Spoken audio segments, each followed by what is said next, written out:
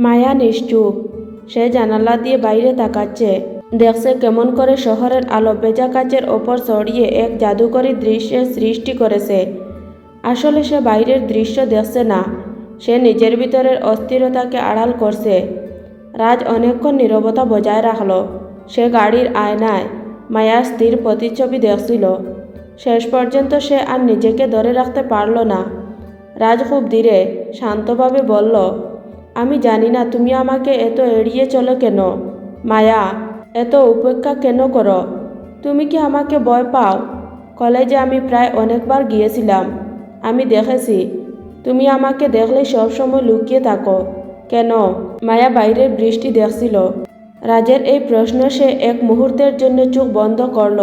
সে জানে সে সত্যি বলতে পারবে না। সে যে এক অদৃশ্য বাঁধনে বাঁধা। রাজকে তা বলা অসম্ভব। মায়া জানালা থেকে চোখ না সরিয়ে এক শীতল উত্তর ছুড়ে দিল, যা রাজের হৃদয়ে আঘাত হানল। আপনার সামনে যাওয়ার কোনো কারণ দেখি না, তাই। মায়া এই স্পষ্ট উত্তরে রাজ চুপ হয়ে গেল। তার মুখটা কঠিন হলো। কিছুক্ষণের মধ্যে গাড়িটা মায়াদের বাড়ির সামনে এসে থামল। মায়া দ্রুত গাড়ির দরজা খুলে নেমে গেল। সে এক মুহূর্তও সময় নষ্ট করতে চাইল না। বৃষ্টিতে প্রায় ভিজে যাওয়া মায়া দরজার কাছে দাঁড়িয়ে ফিরে তাকালো। তার গলায় কৃতজ্ঞতা ছিল, কিন্তু তার চেয়ে বেশি ছিল দূরত্ব সৃষ্টির তাগিদ। সে বলল, অনেক অনেক থ্যাঙ্কস সাহায্য করার জন্য। দ্বিতীয়বার যেন আর আমার আশেপাশে না দেখি। এই কথাটি বলে মায়া দ্রুত তাদের গেট পেরিয়ে ভিতরে চলে গেল। তার মনে এক তীব্র কষ্ট। সে জানে সে রাজকে কতটা আঘাত দিল। রাজ গাড়ির ভিতরে বসে থাকল।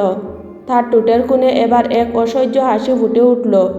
মায়ার শেষের কথাটা তার কোনো কষ্ট দিল না, বরং তার সংকল্পকে আরও দৃঢ় করল। রাজ মৃদু হেসে স্বগতোক্তি করল, তার চোখে এক অধিকারবোধের দীপ্তি। তুমি যতই দূরে যেতে চাও, মায়া, লাভ হবে না।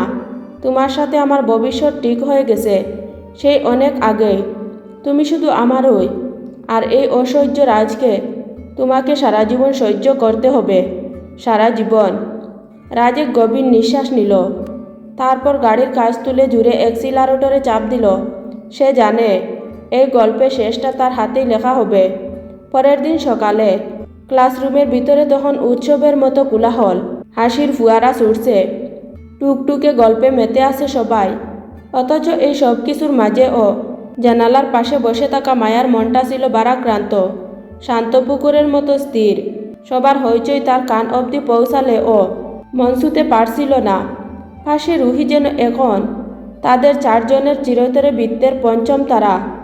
সেও মেতে আছে বন্ধুত্বের উষ্ণ গল্পে।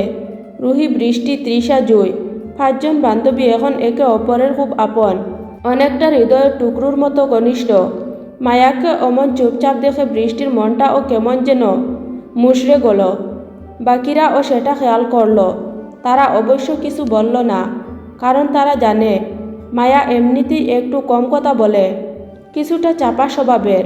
তারা ভাবল, হয়তো আজ তার মনটা একটু বেশি উদাস, তাই তারা চুপ রইল। ঠিক সেই সময় দরজার কাছ থেকে একটি মেয়ে হাঁপাতে হাঁপাতে ঝড়ের বেগে ছুটে এলো। তার চোখে মুখে উত্তেজনা আর ক্লান্তি মিশানো এক অদ্ভুত ছাপ। সে প্রায় ফিসফিস করে, অথচ দপ ফুরিয়ে যাওয়া গলায় বলল, মায়া। মায়া সামান্য নড়ে উঠে শান্তভাবে প্রশ্ন করল, কি হয়েছে? মেয়েটি তখনও হাঁপাচ্ছে, শুধু দুটো নাম উচ্চারণ করল, আরিয়ান, আরিয়ান। মায়া ভ্রু কুঁচকে জানতে চাইল, আরিয়ান কি? কি হয়েছে ওর? মেয়েটি এবার আর কোনো কথা নয়, হাত নেড়ে শুধু বলল, বাইরে চলো, চলো, দেখবি সব। মায়া এক প্রকার বাধ্য হয়ে উঠে দাঁড়ালো। পেছনে পেছনে উদ্যোগ আর কৌতূহল নিয়ে চলল তার চার প্রিয় বান্ধবী বৃষ্টি, রুহি, তৃষা আর জুই। কলেজের লনে তখন বেশ ভিড় জমে গেছে, কৌতূহলী শিক্ষার্থীদের জটলা। মায়া দ্রুত পায়ে ভিড় ঠেলে ভিতরে ঢুকল। কলেজের সবুজ লনটার ঠিক মাঝখানে একটি দৃঢ় তার চোখে পড়ল, একটি অতি সুন্দর ব্যানার। সাদা কাপড়ের উপর লাল রঙে মোটা করে লেখা, আই লাভ মায়া। মায়া একটু থমকে গেল, তারপর ধীরে ধীরে ব্যানারটির দিকে এগিয়ে গেল। এমন সময় পিছন থেকে পরিচিত দৃঢ় একটি কণ্ঠস্বর ডাকল, মায়া। মায়া ঘুরে দাঁড়ালো। সামনে দেখল আরিয়ান। সে হাঁটু গেড়ে বসে আছে, তার দুহাত ভরা অজস্র তাজা লাল গোলাপ ফুলের মিষ্টি গন্ধে চারপাশ ভরে উঠেছে। মায়া বুঝতে পারল এ তার কাছে নতুন কিছু নয়, আগেও এমন পরিস্থিতি এসেছে। তবুও এই প্রকাশ্য ঘোষণার তীব্রতা তাকে যেন একটু অসাড় করে দিল। আরিয়ান চোখ তুলে তাকালো। সেই চোখে গভীর ভালোবাসা, উত্তেজনা আর অপেক্ষার মিশ্রণ।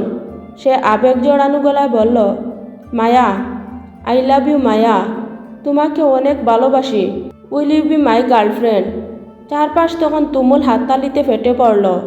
প্রেমিকের আবেগভরা ঘোষণা আর গোলাপের দৃশ্য সবাই উপভোগ করছে, কিন্তু ভিড়ের মাঝে দাঁড়িয়ে থাকা বৃষ্টিদের হাত নড়ল না।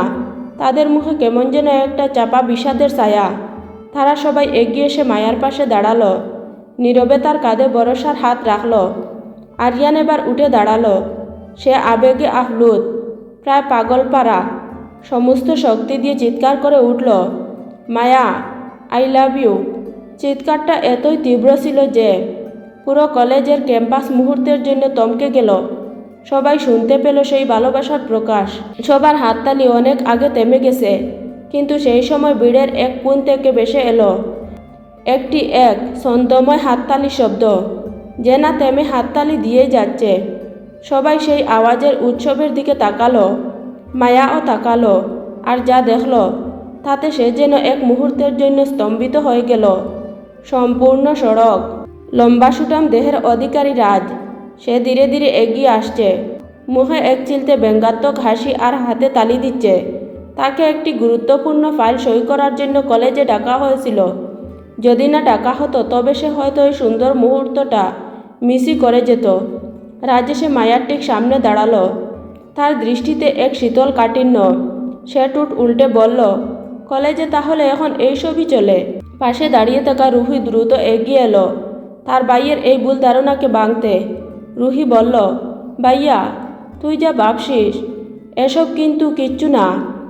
রুহির মুখে ভাইয়া ডাকটি শুনে মায়া আরেকবার অবাক হলো। রাজ রুহির ভাই, এই তথ্যটি তার মাথায় দ্রুত ঘুরপাক খেতে শুরু করলো। রাজ এবার মায়ার দিকে সামান্য ঝুঁকে এলো। তার কণ্ঠস্বর নিচু কিন্তু তীক্ষ্ণ, যেন কেবল মায়ার জন্যই। হাই মিস, তাহলে এটাই সত্যি? যা শুনেছিলাম সেটাই ঠিক? ঠিক তখনই আরিয়ান একটু অধিকারবোধ নিয়ে মায়ার হাতটি আলতো করে চেপে ধরল। সে রাজের চোখে চোখ রেখে কেবল বলল, হাই। রাজ চোখ নামিয়ে দেখল আরিয়ানের সেই হাতটি। তার দৃষ্টি মায়ার হাতের দিকে, যা আরিয়ান শক্ত করে ধরে রেখেছে। রাজের নিজের হাত দুটো যেন আপনা আপনি মুষ্টিবদ্ধ হয়ে গেল।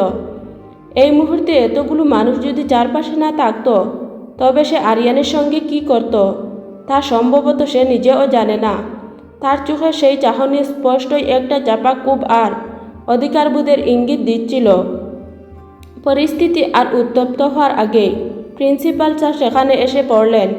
তার গলায় বিরক্তি। এসব কি হচ্ছে? মায়া আর আরিয়ান। রাজ এক দীর্ঘশ্বাস ফেলে মুখে এক অদ্ভুত হাসি ফুটিয়ে তুলল। সে প্রিন্সিপাল স্যারের দিকে তাকালো। তার কথায় ছিল যেন স্পষ্ট ঈর্ষা আর ব্যঙ্গ। রাজ বলল, স্যার, ওদেরকে কিছু বলবেন না, ওরা তো লাভ বার্ডস। সে মায়া আর আরিয়ানের দিকে তাকিয়ে বলল, তাদেরকে এই সুন্দর মুমেন্টটা এনজয় করতে দিন, আমরা বরং আমাদের নিজেদের কাজে যাই। রাজের এই কথাগুলো যেন ভালোবাসা বা সহানুভূতির প্রকাশ ছিল না, বরং এর প্রতিটি শব্দে জেলাসি আর চাপা রাগ স্পষ্ট হয়ে উঠছিল। আরিয়ান তখনও মায়ার হাত ধরে দাঁড়িয়ে, কিন্তু রাজের কথাগুলো আর চারপাশের চাপা উত্তেজনা মায়াকে যেন এক অস্বস্তিতে ফেলে দিল।